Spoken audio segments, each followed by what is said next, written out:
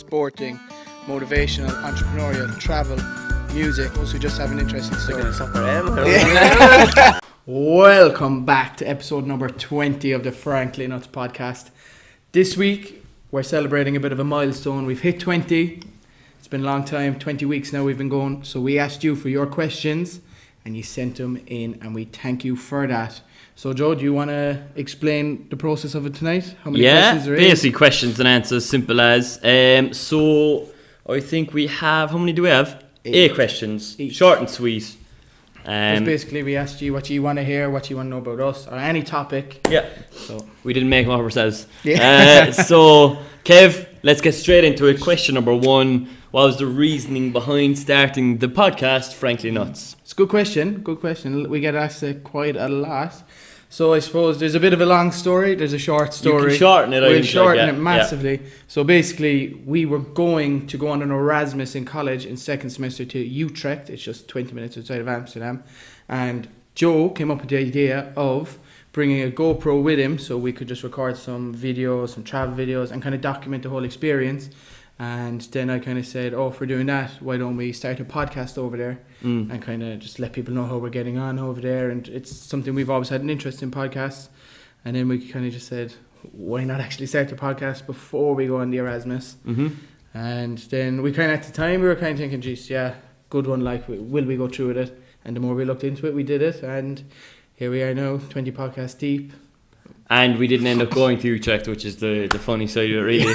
But yeah, that's it shortened down, and that's kind of what the answer I was looking for, really. Question number 2 was sent in was best and worst thing about making YouTube videos. Yeah. So do you want me to answer first? Yeah, you can answer first. So I'd say the best thing about making YouTube videos is when you get an actual comment from someone in real life, rather than online or whatever. But in real life, who say like, do you know, I watch your videos and they're really good, or do you know, I love that podcast or whatever. Like, it's just class when you get a comment like that. It's a good feeling. Like, it's a really good feeling, because you've put in a lot of effort into those videos and podcasts and stuff that mightn't be clear to the eye, and it's just it makes it all worthwhile, really. Oh, absolutely. And then the worst thing about making YouTube videos for me is if you do a video or a podcast and it doesn't go down well, this kills me, like, because I hate that, like, you know, people can be like, not defined, but like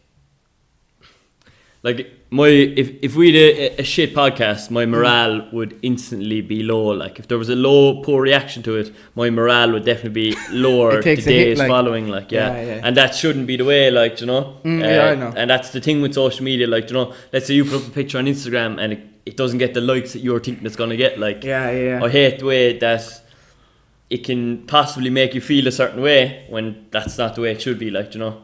Yeah, that's not what it's like in reality, like, is what you're kind of saying. Yeah, I get you, absolutely. For me, the best and worst thing, I would mirror what you say there, and that it's creating something that we like, that we love to do, and you do get comments on it, especially when you're on, like, maybe a night out and someone comes up to you that you haven't seen in a few years and they say, Jesus, I really love what you're doing, keep it up. But then the worst thing I hate about it, when you make these videos and you just feel they're not getting the views you think they deserve. So that's probably the worst for me. Like, I just feel like we put a lot of effort into it and I mightn't get the views that I wanted to get. But then again, I just think that just comes back to social media in Ireland. Like, I always just think of that. Like, YouTube isn't big in Ireland. Everyone watches YouTube. Like, everyone does, but no one subscribes. People don't know how to subscribe and stuff. Yeah, you know, and it's just like, I don't know. But I wouldn't put that down to the reason that they're not subscribing to us either. Like. Oh, I know, yeah. But like, that's probably the most demoralising bit for me. Like, that. Yeah. You know. That's an interesting. So number 3, what videos do you enjoy making the most? So we've made a few videos. Like, obviously podcasts are the ones we've made a lot of, and we've done a few kind of FIFA and gaming videos, and we've done a few shorter. I wouldn't call them vlogs, but little edits and stuff. Yeah. So yeah, what videos do you enjoy making the most, Kevin? Thank you, Joe. We only talked about it earlier, like when we saw the question, and like we both agreed that the videos that we both enjoy making would be the small little clips. So like you might have saw the Johnny Holland one we had up when we were saying that Johnny Holland is coming on the podcast next. There was a small one documenting a big presentation we did, and like putting that together, and just a small 2-minute clip with just like kind of motivational or inspiring music in it. Yeah. And then just to watch it back, and you just get those little bit of goosebumps, and you're like, holy shit, like this is unbelievable. For me, they're the ones that I kind of sit back and say, like, we made this, like, I've made this like little video, and even the intro that you did for the Johnny Holland podcast. I was just about to say it there. Like, it's those little videos that are actually not the full podcast, because like the podcast takes a certain path, and that's the way it is, the way the interview goes, and you just cut out what you cut out, and you know, that's it. Like, it's not that you can add too much creativity to it, but it's the little videos where you can have them action packed, full of like quality content, you know, coming one after another with good music. And also, like, while you're mentioning the intro videos as well, like I love making them, like, you know, just going like, this week on the Frankly Nuts podcast, really like making it dramatic, it's like you're a director, like there's no like. They're definitely my favourite type of videos to make. I feel like we did the wrong course in college, really. Sure, but we'll see. So, how long does it take to make and edit the videos? That's another one we get asked quite. I presume you're kind of talking your podcast there, like how long your average podcast, say a 45-minute podcast. Okay. How long do you reckon it would take to make and edit the video? So so you recorded for your 45 minutes, so that's 40 minutes of your time there now already. And you have to set up beforehand, which is about an hour and a half. Alright. You have to go home then, you have to get the audio from the podcast all kind of exported synced from the thing. So that could take 20 minutes, let's say, for a 45-minute video. Then you have to go through, you have to watch the 45-minute podcast, so that's taking 45 minutes, but you have to cut bits that you don't want in it. And then you have to render it to bring it all together, all the changes you've made, and that probably takes, the rendering takes about 3-4 hours, like, for a 45-minute clip. Yeah, like you're probably looking at, I think when you're filming on the night for a 45-minute podcast, you are looking at least 2.5 hours on the night between setup and takedown and the filming, and then you're adding another, including your editing. The editing itself might take 1.5 hours for the 45 minutes, I think, like, and then your rendering stuff, like, so you're talking another 3 or 4 hours onto the 2.5. Such a long time. So you're talking 6, 7, 8 hours to turn it around from when you first sit down to film to when you get podcast, it. So, but there is no better feeling than when it has finally like hit that 100% on the rendering. But it's amazing by the time you're finished the editing and like you put it up on YouTube. For me, I don't want to see it again. Like, just you know every nook and cranny that's happened in that podcast. Like, you know everything, and I'll get away. You nearly say it back word for word, like. Yeah, exactly. And like anyone that does want to get into editing, like, I know we're no experts in it, but like it is very easy to pick up and do, like, even if you. I thought you were going to offer a bit of a workshop there or something. Anybody that does want to go into editing, I do one-on-one sessions on Thursday and Friday evening. You know, €30 an hour. I was gonna say, like, I came into it not knowing a thing, like, didn't know how to edit, like, and I didn't think I'd ever know how to edit, but it's actually very easy to pick up. So if you have a GoPro or even a camera at home and you're into it all, like, phone for that, phone, you can shoot 4K and the new iPhones. So like, if you want to make a travel video or whatever, definitely try it out. Like, the feeling you get from it is supreme. Supreme. Question now is sent in to us now. I'm kind of looking forward to hearing Joel's thoughts on this one. But what are our opinions on Conor McGregor's antics lately? So we know McGregor's been in the news, I'd say the last 4 weeks now at this stage, has he? The last month, like, he's been top of the news. So do you want to kick off and tell me? So I suppose we should start with the first incident. What was that? The Bellator. So when he was at Bellator, his teammate Charlie Ward was fighting. The fight hadn't been officially called, but they were saying it should have been. And McGregor jumped into the cage. I let you take it off. What? Give me your thoughts. What? Yeah, like... should he have done it, shouldn't he? Should he have jumped in the cage? What do you think? No, like... this kills me. I used to love McGregor, like...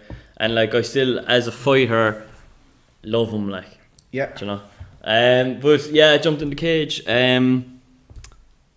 There's not much you can say. I don't think he should have, really. Like, should anybody be coming into the cage besides your two fighters and your referee, like, and then your cornerman afterwards?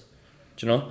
So the biggest issue I had with that was, like, Do you know what? I actually, first of all, when I saw him throw the punch at the other guy who was like trying to push him off, the security or whatever, whoever he was, like, I was like, geez, he threw a punch at him, but then I saw after, man was actually like shoving him clean off the thing, like he was gonna fall, like, and he didn't care. So like, just look, blow for blow there in my eyes, like.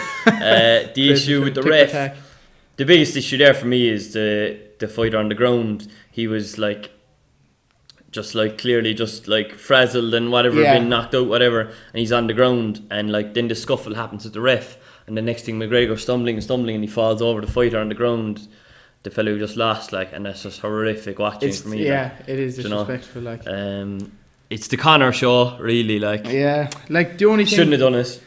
The only reason I like, again, like obviously I am a massive McGregor fan, and you'd always look like when you do respect for these people, like you always look for ways to kind of back him up, and there is no backing up what he did. Yeah. But the only thing I would say is that fighter, Charlie Ward, that was fighting, like had lost like his last, I think 3 fights maybe, and they were all by like violent knockouts, like, and he'd been cut from the UFC, and I think like McGregor is such, like, he gets so pent up when he's watching like his teammates or whatever fighting, like, and like, it's like you, like if I was watching you fight, and you would last 3 in a row, like horrifically, and then next thing you go out and knock this guy out, like like for McGregor, I'd say that was just like, holy shit, I'm getting in there with him, like this is my brother, like, but that's the only reason I would. He was also making the point like that it was Charlie Ward who was actually in the fight where the lad died last year. Yeah. Joe, what's the name of Joe? Yo. Yeah. Yeah. Or something. Yeah. He's making that point, like, but I think he was using that though to kind of wriggle out of it. I didn't like that he was using, but like I just kind of thought, look, he done it. Like, people were saying that he got kicked off the UFC 219 card just because of that. He should have been fighting Ferguson, but a lot of bollocks, I think. So that didn't really help him. This Bellator event, he was in the news. People were saying, look at him. Some people were saying, you know, he was on something, like, and this is all. Alleged. But and it escalated. That kind of incident wasn't. It's not out of character either, though. Like, you know, any UFC event he's been at, or any event he's been at, he's very vocal for someone in the crowd. Like, you know, Conor always gets in line of the camera. So I wouldn't have seen that as too much out of character. I know it was extreme, but I wouldn't see it as too much out of character for him. Like, and then the latest antics. Alleged antics. Yeah, this is all, like, nothing has been said, like, but supposedly there was a mob up in Dublin after him. What are your thoughts on it? Don't know if it happened or not. Yeah, like, his father came out, Tony McGregor, and said nothing happened. That it was only a push or something, and that there was no actual digs thrown or whatever. But he said 95% untruthful and 5% exaggerated, like, so. But I think that's the thing. I don't know. I just think in general, it just doesn't look like he's gone down a solid route at the moment. Like. No, and even in between the Bellator and this whole Kinahan situation, he was in court for a speeding charge that they offered to pay, that he could pay €400 in installments. What the? What's wrong with that, like? The cunt is a multi-millionaire, like. But, like, why should he get different treatment to your everyday punter? But I'd say he could have just went like that there and threw the 400. There was laughs in the court. He could have, but, like, you can't charge him more than your average person for the same crime. Oh, I think you can, yeah. You can't. He's worth it doesn't matter. Millions. It doesn't matter. Like, if a normal civilian commits the same crime as him, why should he be punished differently to them just because it's not being punished, his earnings have no impact on the crime that was committed? Like, a normal civilian mightn't be able to pay that 400 up front. They might have a family at home that they're looking after, or, you know, paying in installments might be for them. Do the crime, do the time. Whereas, like, do the crime, pay the fine. McGregor is earning, like, that's irrelevant. Like. And McGregor had missed this court date like a few times. Like, he had just not replied, and like, but I'd say his fine went up then. Like, his fine probably went up then. Like, it should have only been 80 or isn't 400. Like, so I'd say by him missing there, they added on things. But, like, you can't charge him different for the same crime as your normal civilian when it's the same crime. I know what you're saying. But you can't do it on, like, legally. Maybe so. Where's the grounding, like? Do you know? Yeah. Okay. We'll agree to disagree. I can see exactly what you're saying, and a lot of people probably would be like, but, you know, you just can't do it, like, legally. Like, what kind of justice system is that then, like? Do you know? Like, if he committed murder, like, and someone else committed murder, is he doing more time than someone else just because he's richer and stuff? No, but I'm just saying, fine-wise, like, I know it's financially like, but it's still, You know, it's more so basically, like, I don't want to get into too much depth on the actual what happened in whatever nights and what I just want to say in general is like, I think he's just a guy who needs something to focus on. Like, I don't think he needs any time off. Time away just from, after time off. Like, you know, time away from everything, like, and just sit down and just reevaluate his whole situation. He needs a project, like you see him in training camps and leading up to fights. He's a consummate pro, right? Yeah, absolutely. He needs something to put his mind on, and like, you can be damn sure when he's in them, I'd say it's all geared towards that fight, and there's nothing out of line, like. And then it's afterwards, it's in these off-season times and these times off that he loses it, like. The smoke starts to appear, like, so. But do you think the fact that he got this 100 million from the Mayweather fighter? Well, I know he got 100 million, but if, like, I was watching the Joe Rogan. Is it 100 as well? I think they were saying 40 million or something. You're talking, like, if that's what it was, like, he said 140 million in court, but, like, pay your taxes, pay your and you have to pay your coach. But, like, now there's rumours saying that when the UFC are offering him fights, that after this boxing one now, he's literally saying, I want X amount, like. Well, like, what's the most he ever earned in the UFC before this? I'd say it was like 20, was it? Not even, I don't think. I think it was like 13. So, like, that's what I was always saying when he was getting this fight is, like, how do you go back from, right, a boxing match where the only like method of martial art is striking, like, right, versus like lesser gloves. You can get kneed in the face, kicked in the face, elbowed in the face. Choked you out. can get choked out, triangles, whatever, you name it, it's all there. Like, for weight, like, you've got 30 million off the UFC before. Okay, what are you going to get bumped up to 30 million? Max? I don't know, like, they're not going to fork out 100, surely not. Like, having said that, Dana did say, like, you can't pay Conor enough. Yeah, but then, he is the star. Then the negotiations keep breaking down because McGregor keeps asking for more. But the word is that he's agreeing and then asking for more again, like, so. He's chancing his arm like he's a typical Irish person, like. So I think he needs a project to focus on.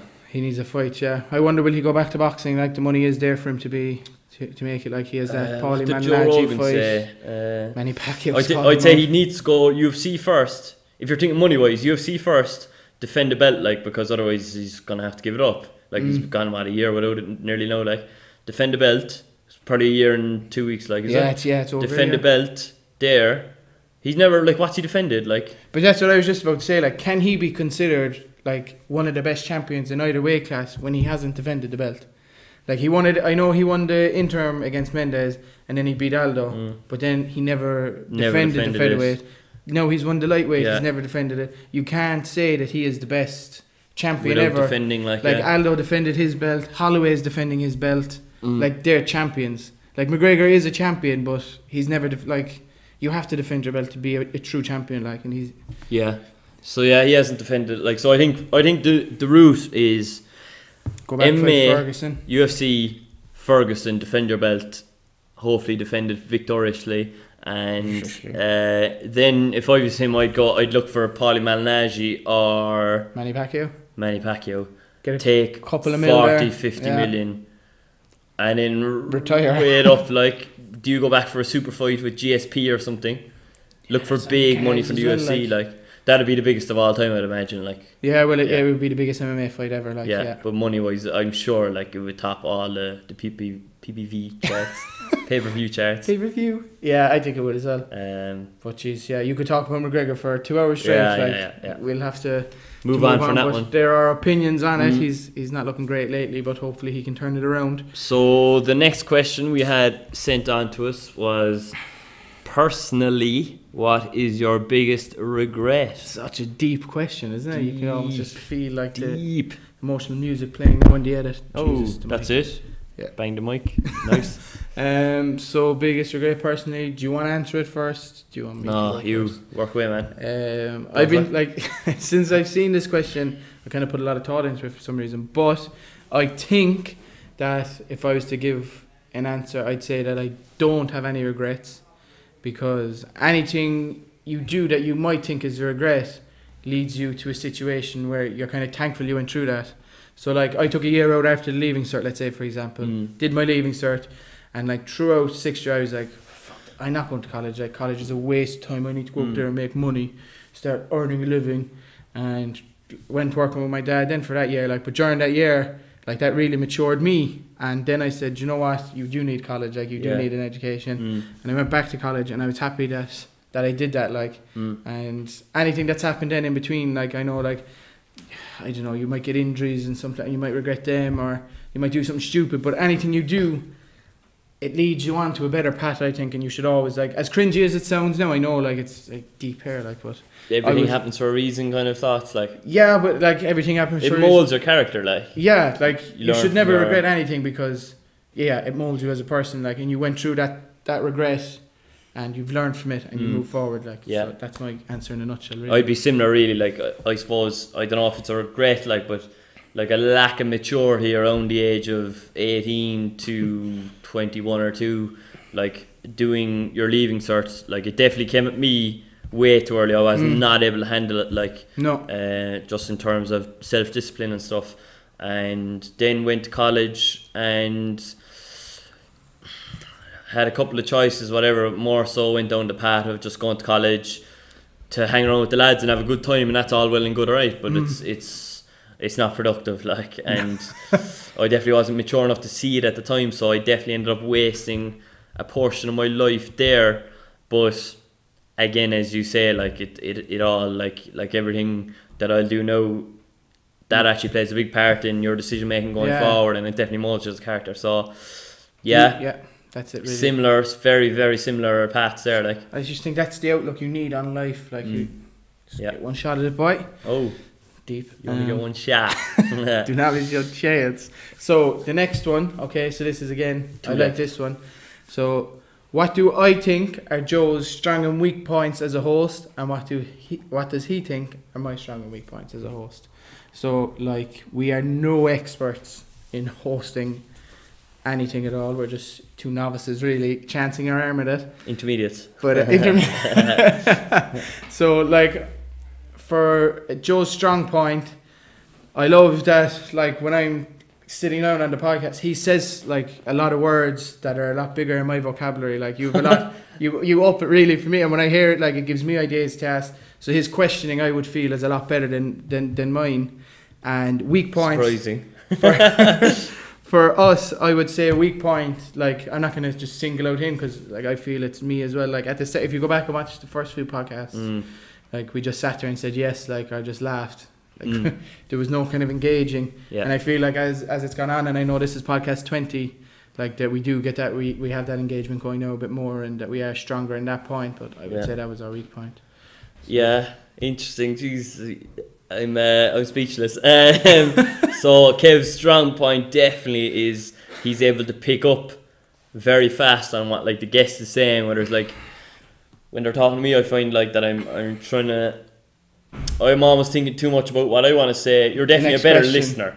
You're a better listener than I am, because I'm trying to think too much of, like, what I want to say back, and that, like, there's a good chemistry and no fucking, like, gaps or whatever. But it's like you're able to come back, fire back straight away. You're able to pick up on any little comment they'll say, whereas I'll say it to you, you might say to me afterwards, like, oh, sure, he was on about that there. I was like, what? I didn't hear that at all. I might see it afterwards in the editing, and I'd be like, geez, I don't not remember that. So I suppose you're a better listener, I would say. You pick up on things better. Thank you. And then weak points, again, to reiterate your point, we are improving as opinionated pricks, and we want to extend that even further again. Yeah, absolutely. And like, because I think in the end of the day, any podcast I watch, take it as, I'll give you 3, right? The Joe Rogan podcast, the Fighter and the Kid podcast, and the True Geordie podcast. I tune into Joe Rogan for Joe Rogan. I tune into the True Geordie for the True Geordie, and I tune into the Fighter and the Kid for Brendan Shaw and Brian Callan. And then it's just, if they're having a guest with them, sometimes they do them on their own, sometimes they have a guest. And if they're having a guest with them, I learn about the guests as I go, but, like, it's the boys' personalities and the boys' characteristics that are drawing me in every week, like, you know. Yeah, like, absolutely. If I see a name that I don't know who they are and I don't know, like, what they do to guest, I'm still going to listen and watch, just to, like, because I know the standard that the boys have, like, so. It's a very good point, I think definitely, like, we can both improve in that, like. Yeah, massively. Look, we're only intermediates. We're only young. So, final question. So, we actually got 2 kind of questions sent in about this, so we just molded it into the one. Yeah. So what does the future hold for Frankly Nuts? Yeah, what are the future goals? I'd say we got asked this as well in the Q&A video we did in episode 4. But like, we've actually kind of really it's probably developed since. It's developed a lot. So do you want to kick it off there? 16 weeks ago, was it? 16 weeks, yeah. Holy shit. The future holds. For me, Frankly Nuts, the future, I want to see, obviously, continue to grow our following at a steady rate, which I think we are doing. I want to keep getting better guests. Maybe move more nationally. Like, you know, we've obviously worked a lot within Cork, but like, you know, we're gonna have to move and to find out more stories and you know, get better guests. What else had I in mind for the future? Like, obviously, monetizing the podcast is a plan. Yeah. But I think that'll kind of go toe and toe when you have a better following. I just want something to come with this, whether it's podcasting full time down the line, whether it's getting into video, whether it's setting up your own business. I just want Frankly Nuts to last as a brand. Absolutely, yeah. A quality, credible brand, and I'd reiterate your point. I'd agree with you massively. Like, I just want this to grow, and as you say, I want to make a living from it. Like, I want this to be able to wake up and like when I'm finished college, wake up in the morning and say, I'm looking forward to work. Like, that's the dream. Like, I don't want to get up. Fulfilling life. Yeah, I don't want to get up and be like, I have to go into this office now and listen to this prick for the day, or do you know, take orders from him over there. That's exactly this. Yeah. So like, this is why I'm praying that this can become something that lasts, like that we can make a living from. And even as you say, like, be it the podcast continues or we get an opportunity in one area. Absolutely. You know, we can vary it and just go off in different kind of sectors and try it out. I wouldn't write us off as a bit of a mini anti-deck down the line. No. Could very well happen. Those boys are earning £23,000 a day on I'm a Celebrity, would you believe? Shocked me when I saw it. We do it for 3/4 of that. 3/4? I take a couple of percent. So they're the plans like at the minute, but every day don't sleep on Frankly Nuts. Yeah. Hey, stay tuned to it. The development is growing every day with it. We're thinking of new concepts, everything. Absolutely. So I suppose you have a bit of an announcement you want to draft, yeah? He's going to spring this announcement on me now. Like, I have to be the bearer of the bad news to our audience. Do you know what? It might be great news for them. They might be sick of us. 20 weeks now you've had us. But we are going to take a break for 2 weeks, maybe more. We're going to take a little break for a while. Christmas is coming up. We want you to enjoy your Christmas. We're also college students trying to do exams, final exams. So sometimes life does throw you a few prioritise. So 2 week break. Yeah, but we will be back. Worry, We will be back. We are final year students, so we do have to concentrate on these exams a bit. Put some effort into them. Try pass them. We'll have to take a little break, but we'll still be active on Facebook, Instagram, everything else. So you'll still see us. We got some big guests lined up for the new year.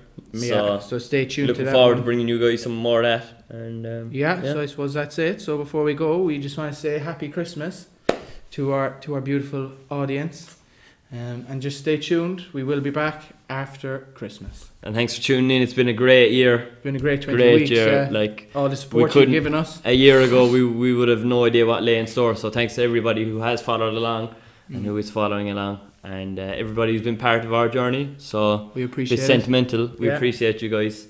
A lot of love for you. So we'll catch you not soon, guys, but in a few weeks. Okay, have a good Christmas. Oh my God, what was that? Butchered the ending.